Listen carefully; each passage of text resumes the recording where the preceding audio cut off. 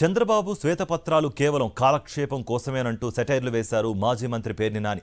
జగన్ను తిట్టడం తప్ప హామీలు అమలుపై దృష్టి పెట్టడం లేదన్నారు. బడ్జెట్ కూడా ప్రవేశపెట్టలేని దుస్థితిలో చంద్రబాబు ప్రభుత్వం ఉందని విమర్శించారు. సంపద సృష్టించి పంచిపెడతామని చెప్పిన బాబు ఇప్పుడు డబ్బులు లేవంటున్నారని మండిపడ్డారు పేర్ని నాని. ఈ శ్వేతపత్రాలన్నీ కూడా రోజులు హరించటానికి తప్పితే, కాలక్షేపానికి తప్పితే ఈ రాష్ట్రానికి ఏమన్నా ఉపయోగపడేది ఒక్కటన్నా ఉందా? ఏ శ్వేతపత్రంలో అయినా, ఏ శాఖకు సంబంధించిన శ్వేతపత్రంలో అయినా ఎవరినన్నా మీరు దోషిగా నిరూపించగలిగారా? విద్యుత్ శాఖ మీద శ్వేతపత్రం ఇచ్చారు. ఆ శ్వేతపత్రం రోజు కూడా విలేకరులందరూ, మిత్రులందరినీ కూడా పిలిచారు. అన్ని జగన్మోహన్ రెడ్డి గారి మీద అసత్యాలు చెప్పారు, లేని అప్పులు చెప్పారు.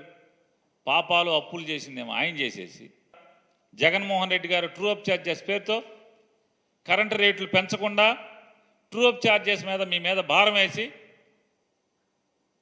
మీ మీద విపరీతంగా బాధుడు చెప్పని, బాధుడు అని చెప్పని ఊరు తిరిగారు, పేట తిరిగారు, సందు తిరిగారు, గొంతు తిరిగారు తండ్రి కొడుకులు ఇద్దరు. పవన్ కళ్యాణ్ గారు కూడా చెప్పారు, విద్యుత్ ఛార్జీలు బాగా పెరిగిపోతున్నాయి, మన చంద్రబాబు నాయుడు గారిని గెలిపించుకుందాం, విద్యుత్ ఛార్జీలు తగ్గిద్దామని. ఈయనంటాడు శ్వేతపత్రం ఇచ్చి, ఎవడు చెప్పాడు నేను తగ్గిస్తా అని చెప్పానా అంటాడు. మరి ఎన్నికల ముందు మీరు ప్రజలకు ఏం చెప్పారు? కరెంటు ఛార్జీలు పెంచమని చెప్పారు. జగన్మోహన్ రెడ్డి అయితే మిమ్మల్ని బాధేస్తున్నాడు, బాధుడే అన్నారు కదా. మరి ఆ బాధుడు మరి మీరు బాధుతున్నారు కదా. అంటే జగన్మోహన్ రెడ్డి గారు చేసింది కరెక్ట్ అనే కదా. పవన్ కళ్యాణ్ గారు రోజుకి 3 రూపాయలు చెత్త ఎత్తినందుకు డబ్బులు కలెక్ట్ చేయండి అని చెప్పారు. మీరెక్కి 35 రోజులైంది, చెత్త పన్ను ఎక్కడన్నా ఆపారా? ఆపకపోగా అద్భుతం ఇది చెత్త పన్ను అనేది. ఇది జగన్మోహన్ రెడ్డి గారు రోజుకి రూపాయి 2 రూపాయలు వసూలు చేశాడు. కాదు 3 రూపాయలు వసూలు చేయండి అని మీరే చెప్తున్నారు.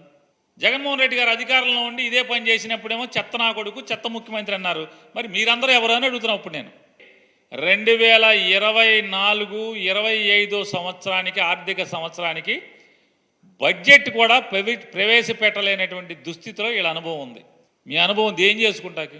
మే 30న జగన్మోహన్ రెడ్డి గారు ముఖ్యమంత్రిగా ప్రమాణ స్వీకారం చేస్తే జూలై 12వ తారీఖున అసెంబ్లీలో బడ్జెట్ ప్రవేశపెట్టాడు కదా. జగన్మోహన్ రెడ్డి గారికి ఏం అనుభవం లేదు కదా. చంద్రబాబు నాయుడు గారు ముఖ్యమంత్రిగా ప్రమాణ స్వీకారం చేసేటువంటి 2 రోజులు 48 గంటల ముందు కేంద్ర ప్రభుత్వం నుంచి డబుల్ డెవల్యూషన్ ద్వారా 5,600 కోట్ల చిల్లర రూపాయల డబ్బులు ఆంధ్రప్రదేశ్ రాష్ట్ర ఖజానాలోకి వచ్చి పడిన మాట వాస్తవమా కాదా? అంటే గడచిన ప్రభుత్వం అంతకు ముందు సంవత్సరం ఏప్రిల్ 1వ తారీఖు నుంచి మార్చి 31వ తారీఖు దాకా వసూలు చేసినటువంటి రెవెన్యూ వసూళ్లలో కేంద్ర ప్రభుత్వం దగ్గర జమ అయితే, ఆ జమ అయినటువంటి వాటిల్లో రాష్ట్ర జనాభా దామాషా మేరకు కేంద్ర ప్రభుత్వం పంపించాల్సినటువంటి డబ్బులు, అంటే జగన్మోహన్ రెడ్డి గారి ప్రభుత్వం సంపాదించినటువంటి డబ్బులు 5,600 కోట్ల రూపాయలు కేంద్ర ప్రభుత్వం నుంచి ఆంధ్రప్రదేశ్ రాష్ట్ర ఖజానాలోకి వచ్చి పడినాయి. 2019 మే 30న జగన్మోహన్ రెడ్డి గారు ప్రమాణ స్వీకారం చేసే రోజుకి ఏంటయ్యా ఆంధ్రప్రదేశ్ రాష్ట్ర ఖజానా చంద్రబాబు నాయుడు గారు ఇచ్చెళ్ళిందే అంటే, ఇది నారా చంద్రబాబు నాయుడు గారు జగన్మోహన్ రెడ్డి గారికి అప్పచెప్పినటువంటి ఖజానా. ఆయన ప్రమాణ స్వీకారం చేసే రోజుకి. ఇది ఎవరండి? సాక్షిలో కాదు, ఇది రామోజీరావు గారి పేపర్. ఇది ఎన్నికల ముందు వరకు జగన్మోహన్ రెడ్డి గారి మీద విషం ఎక్కిచ్చారు, విషం చిమ్మారు. ఈనాడు, ఆంధ్రజ్యోతి, TV5, మీరు, పవన్ కళ్యాణ్ గారు అందరూ కలిసి, ఆఖరికి బీజేపీ వాళ్ళతో సహా పురంధేశ్వరి గారు కలిసి ఏమని 15 లక్షల కోట్ల రూపాయలు అప్పులు చేశాడు జగన్మోహన్ రెడ్డి గారు అని చెప్పని. ఇవాళ రేపు బడ్జెట్ ప్రవేశపెడితే మీకు చెప్పాలి కదా. ఎలక్షన్లు అయ్యి 30 రోజులైంది, 35 రోజులు. ఇప్పుడు రేపు మీరు బడ్జెట్లో చెప్పాలి జగన్మోహన్ రెడ్డి గారు దిగేప్పటికీ అప్పు ఎంత ఉందని. మరి 15 లక్షల కోట్లు కనపడాలి కదా. మీకు కనపడతల్లా. సెర్చ్ లైట్లు వేసుకుని ఎతుకుతున్నారు, ఫ్లడ్ లైట్లు వేసి ఎతుకుతున్నారు, అన్ని శాఖలు ఎతుకుతున్నారు. ఎక్కడ 15 లక్షల కోట్లు అప్పులు లేవు. నిర్మలా సీతారామన్ గారు చెప్పింది, అరే బాబు 4 లక్షల చిల్లర కోట్లేరా బాబు, ఊరుకోండి, సావండి, ఆపండి అని చెప్పని ఆవిడ నిన్నగాక మొన్న కూడా చెప్పింది.